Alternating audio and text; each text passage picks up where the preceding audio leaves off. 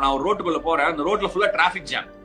என்னோட நேரம் நல்லா இருக்கு, திங்ஸ் ஆர் கோயிங்னா அந்த டிராபிக் ஜாம் தானா விலகிடும், என் வண்டி போயிடும். என் நேரம் நல்லா இல்ல, நான் ஏர்போர்ட்டுக்கு போய் போனேன்னா நீ என்ன நினைச்சாலும் அந்த டிராபிக்ல இருந்து விலக முடியாது. அப்ப நீ என்ன பண்ணணும்? You have to find a way. வண்டியை திருப்பின்னு ஒண்ணு வெளியில போகணும், ரிவர்ஸ் எடுத்து யூ டர்ன் போகணும். அங்கேயும் வண்டி இருக்கா, வேற வழியே இல்லையா, இறங்கி ஓடி செவுரேறி குதிச்சு மெயின் ரோடு போய் ஆட்டோ பிடிச்சு போனோம் ஏர்போர்ட்டுக்கு.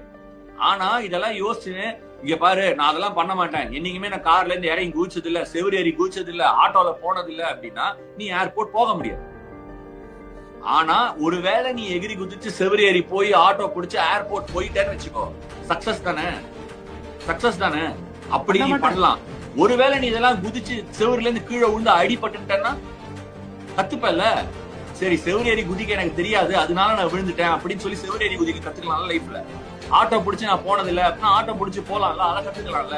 ஒண்ணு நீ இந்த மாதிரி ரூட் எடுத்தனா சக்சஸ் அட்டைன் பண்ணுவ, இல்ல கத்துப்ப. worst கேஸ் நீ கத்துப்ப.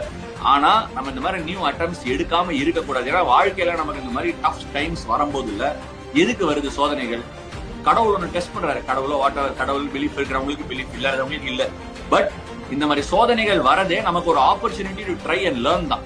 சோ அந்த சோதனைகள்ல நான் பண்ண மாட்டேன், கத்துக்க மாட்டேன் அப்படின்னு சொல்றது இன்செக்யூரிட்டி மட்டும் இல்ல, அது ஒரு சின்ன புலத்தான். சோ நம்ம எல்லாருமே அதை அட்டெம்ப்ட் பண்ணணும்.